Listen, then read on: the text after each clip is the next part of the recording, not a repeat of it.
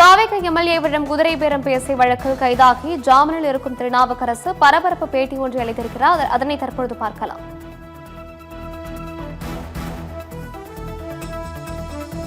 நீதிமன்றத்தில் இருக்கிறது, அதை தாண்டி பேசினா நீதிமன்ற அவமதி பொழப்பாகும்.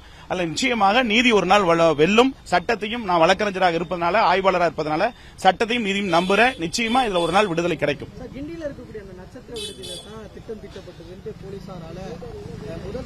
அதாவது காவல்துறை அதிகாரிகள் நீதியரசர் முன்னிலையில் வைக்கப்பட்டு ஸ்டேட்மெண்ட் எடுக்கிறதா நீதிமன்றத்தில் செல்லும் சட்டப்படி. ஒரு வழக்கறிஞரா நான் சொல்றதுல அதனால அவங்க ஒரு கம்ப்ளைண்ட் இது பண்ணிருக்காங்க, அதை அரெஸ்ட் இது பண்ணிருக்காங்க. அவங்களுடைய விசாரணை நீதிமன்றத்தில் இருக்கு.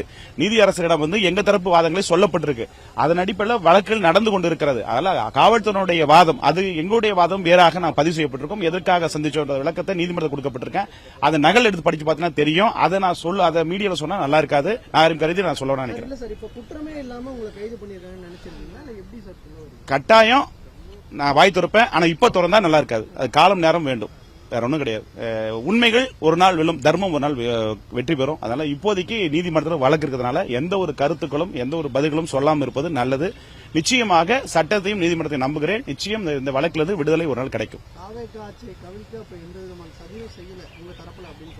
என் தரப்பில், என் நிறுவனம் தரப்பில், ஐபிடிஎஸ் பொலிட்டிக்கல் ஸ்ட்ராட்டஜி தரப்பில் ஒரு அக்ரிமெண்டோ, ஒரு பிரைவேட் நிறுவனம், ஒரு ஸ்ட்ராட்டஜி நிறுவனம் எனக்கு யாராவது கொடுத்தோ, அக்ரிமெண்ட் கொடுத்தோ, இல்ல முறைப்படி ஒரு விவேகவாப்பாளர் பிரசாந்த் கிஷோர் இருக்காங்க, சுனில் இருக்காங்க, மத்த ஜான் ஆரோக்கியசாமி எல்லாம் இருக்காங்கன்னா அவங்க நிறுவனம் நடத்துறாங்க. அந்த நிறுவனத்தின் மூலம் அக்ரிமெண்ட் போட்டு செய்யறாங்க. ஒரு வேக வகுப்பாளராக கிட்டத்தட்ட 25 ஆண்டுகளாக ஊடகங்களை சந்திச்சு கொண்டிருக்கேன். தமிழகத்திலே, இந்தியாவிலே முதல் முறையாக விஜய் முதலமைச்சர் சொன்னது நான் தான். யாராவது மறுக்க முடியுமா?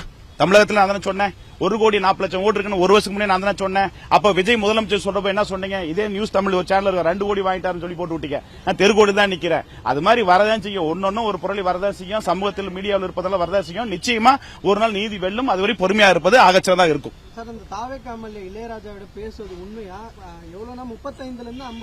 இல்ல, அதாவது இல்ல, அவரிடம் பேசுன உண்மை. அந்த அமௌண்ட்டுக்கான விஷயம் விளக்கம் நீதிமன்றத்தில் கொடுக்கப்பட்டிருக்க, சொல்லப்பட்டிருக்க. அவரோட பேசின இல்லன்னு சொல்ல, பொய் சொல்லல, மறுக்கப்படல, ஊடகவியலாளரும் காவல்துறை சொல்லப்பட்டிருக்க. அது என்ன பேசுறது மனசாட்சிக்கு எனக்கு தெரியும். நீதிமன்றத்தில் சொல்லப்பட்டிருக்க, அதுக்கு உரிய விளக்கம் கொடுக்கப்பட்டிருக்க. இதுவரையும் தெரியல, இதுவரை இல்ல. சரிங்களா? வழக்கு நீதிமன்றத்தில் இருக்கிறது, அதை தாண்டி பேசினா நீதிமன்ற அவமதி பொழப்பாகும். அல்ல நிச்சயமாக நீதி ஒரு நாள் வெல்லும். சட்டத்தையும் நான் வழக்கறிஞராக இருப்பதனால, ஆய்வாளராக இருப்பதனால சட்டத்தையும் நீதியும் நம்புறேன். நிச்சயமா இதுல ஒரு நாள் விடுதலை கிடைக்கும்.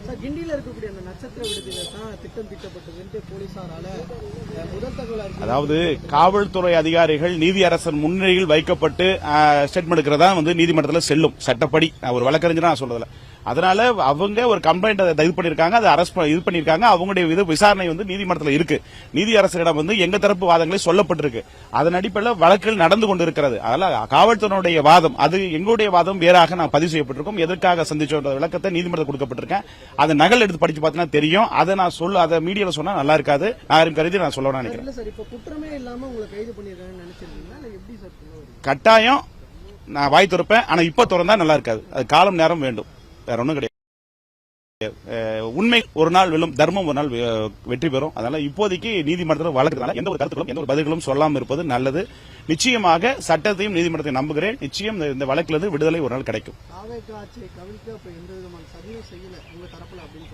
என் தரப்பில், என் நிறுவனம் தரப்பில், ஐபிடிஎஸ் பொலிட்டிக்கல் ஸ்ட்ராட்டஜி தரப்பில் ஒரு அக்ரிமெண்டோ, ஒரு பிரைவேட் நிறுவனம், ஒரு ஸ்ட்ராட்டஜி நிறுவனம் எனக்கு யாராவது கொடுத்தோ, அக்ரிமெண்ட் கொடுத்தோ, இல்ல முறைப்படி ஒரு விவேகவாப்பாளர் பிரசாந்த் கிஷோர் இருக்காங்க, சுனில் இருக்காங்க, மத்த ஜான் ஆரோக்கியசாமி எல்லாம் இருக்காங்கன்னா அவங்க நிறுவனம் நடத்துறாங்க. அந்த நிறுவனத்தின் மூலம் அக்ரிமெண்ட் போட்டு செய்யறாங்க. ஒரு வேக வகுப்பாளராக கிட்டத்தட்ட 25 ஆண்டுகளாக ஊடகங்களை சந்திச்சு கொண்டிருக்கேன். தமிழகத்திலே, இந்தியாவிலே முதல் முறையாக விஜய் முதலமைச்சர் சொன்னது நான் தான். யாராவது மறுக்க முடியுமா? தமிழகத்தில் நான் தானே சொன்னேன்.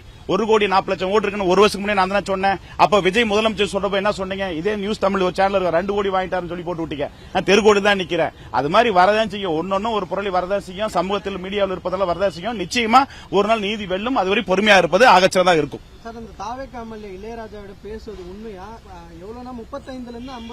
இல்ல, அதாவது இல்ல, அவரிடம் பேசுன உண்மை. அந்த அமௌண்ட்டுக்கான விஷயம் விளக்கம் நீதிமன்றத்தில் கொடுக்கப்பட்டிருக்க, சொல்லப்பட்டிருக்க. அவரோட பேசின இல்லன்னு சொல்ல, பொய் சொல்லல, மறுக்கப்படல, ஊடகவியலாளரும் காவல்துறை சொல்லப்பட்டிருக்க. அது என்ன பேசுறது மனசாட்சிக்கு எனக்கு தெரியும். நீதிமன்றத்தில் சொல்லப்பட்டிருக்க, அதுக்கு உரிய விளக்கம் கொடுக்கப்பட்டிருக்க. இதுவரையும் தெரியல, இதுவரை இல்ல. சரிங்களா?